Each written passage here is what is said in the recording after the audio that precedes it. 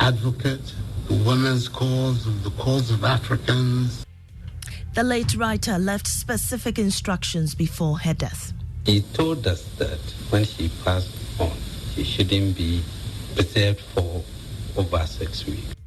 We have details of these and more coming up shortly. I am Mamiesi Nyamiche Thompson. In our first story, the Asantehene Otumfuo Saitutu II has initiated processes to help end the Bawku chieftaincy dispute. The feuding factions in the area have already honored separate invitations from the Menshia Palace. The conflict, which has persisted for decades, has resulted in the loss of lives and property, stifling development in the area. Nana Yaljima has more on the following report. Early this year, the installation of a new chief sparked violent disturbances in the area. Though efforts have been made in the past, including the deployment of military to solve the conflict, there have been no positive results yet. The Asantehene, as part of an intervention, has met the parties separately to let down their weapons. The Otumfuo spoke about the mediation efforts when the Minister for Chieftaincy and Religious Affairs, Stephen Asamoah, paid a courtesy call on him. I am still on the Bawku issue. I have called all factions separately. In peace and in truth, we will sit and listen to the issues. Both factions will be allowed to speak out, so we solve the issues. Already, I have spoken to the leaders of the factions and other relevant persons. Some have submitted documents to be studied, so we will look into all of them.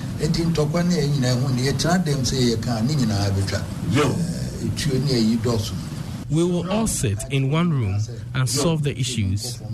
I have asked them to lay down their weapons. Chieftaincy Minister Stephen Asamoah revealed about 70% of community disturbances are traced to chieftaincy issues. So for Otumfuo to take over, especially Bawku, for us as a government, we are very, very happy.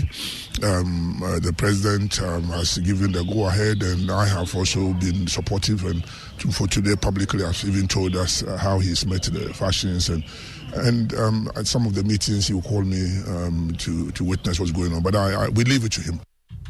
Love FM's Nana Yaljima's report. Now, Minister of Gender, Children and Social Protection, Larry Bazuwera Abudu, is urging the public to report cases of abuse to the police. She says Ghana's laws are deterrent enough, but perpetrators will go unpunished if the cases are not reported. She's optimistic other suspects involved in the beating and molestation of a 26-year-old woman in the Upper East region will be arrested. The law are deterrent enough. We have to report to police. It's a culture of not reporting. If we report, then police will investigate and the law will take its own course. So we need to report cases like that. So after the laws, they are there to fight for you if you report cases. And UN Minister of Gender, Children and Social Protection, Larry Bazuwera Abudu. The majority in Parliament says the NDC government has caused financial loss to the state with its signing of some power purchasing agreements. World Bank Country Director Pierre Laporte stirred controversy when he attributed the country's debt situation to some of those contracts, prompting a fiery response from the NDC, who accused him of engaging in local partisan politics. But addressing journalists, Chairman of the Mines and Energy Committee, Samuel Atachia, accused the Mahama government of causing financial loss to the state. We wish to state that there is no third PPA for Asogli. Neither has the car power PPA has been extended to a regular PPA of 20 to 25 years. Negotiations for these PPAs are still underway. Take or pay. The take or pay is an inherited trouble. No dispute about it. It is not the making of President Kufuor, and it's kept the lights on. Samuel Atacha is chairman of Mines and Energy Committee in Parliament. The Park Grant Roundabout in Takoradi is named after one of Ghana's founding fathers, George Park Grant, a timber merchant from Western Region who paid for Dr. Kwame Nkrumah to travel down to Ghana from abroad to lead Ghana's fight to independence. Today, a place that bears his name has been abandoned by the government, and deeper potholes have taken over the area, causing huge traffic in Takoradi. Samuel Kojo-Brace has this report. Potholes have been developed in the southern part of Roundabout and northern part of Roundabout being developed. It's a serious thing that we ought to look at. Unfortunately, we can't tie the reason why we can't do this road to Russian and Ukraine war and COVID. That's Charles Mintaba, a social commentator in the Western Region, lamenting how deplorable the Park Grant Roundabout is currently. The Park Grant Roundabout is a very critical route in the Sekeni Takoradi metropolis. The sad story, however, is that the stretch is riddled with potholes. The Park Grant Roundabout here in the Sekeni Takoradi metropolis, named after one of Ghana's founding fathers, George Park Grant. How do we as a country intend to honor his memory? What we've decided to do is to honor him with potholes.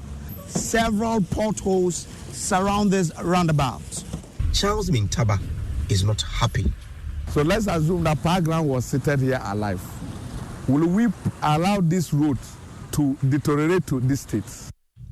Now, the presence of Sudan 4 dye in palm oil has been a public health concern due to its ability to cause cancer. Unfortunately, detecting it involves the use of expensive and sophisticated tools.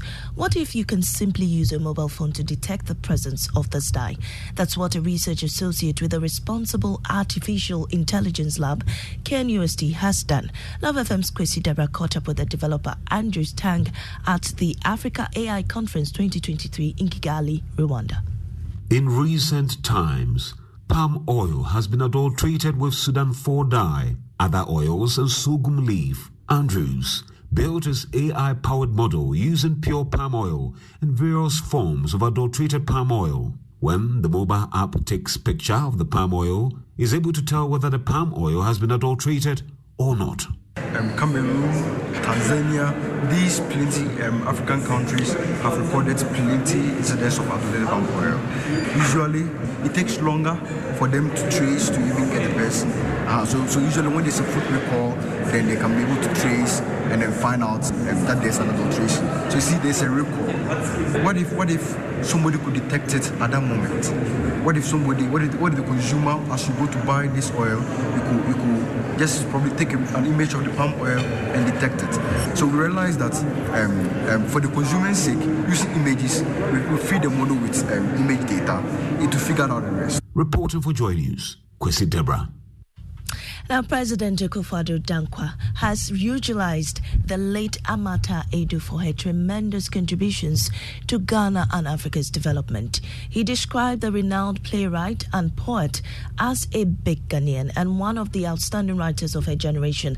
The iconic writer passed away in the early hours of Wednesday, May 31, at the prime age of 81. The president announced a state-assisted burial for the writer at the Jubilee House when her family informed him of her demise. I was one of her admirers, outstanding writer, advocate, the women's cause, the cause of Africans, the progressive people around the world. She brought a lot to our country by her works, by her personality. In my decision that she should be given a state-assisted funeral. She deserves it. The late Amata Edu. Now, the spokesperson for the family, Emmanuel Eduful Issa, said the late writer left specific instruction upon her demise. Our mom, as she's Fanti and the traditional imams, she told us that when she passed on, she shouldn't be preserved for over 6 weeks. So we have to make immediate arrangement and inform the state. The late Amata Edu will be buried on July 13, and that ends this morning's bulletin. In our top story, Asantehene initiates peace talks with feuding factions in the Bawku conflict. I'm Amazing Amateur Thompson. The Super Morning Show continues. You know, you see that?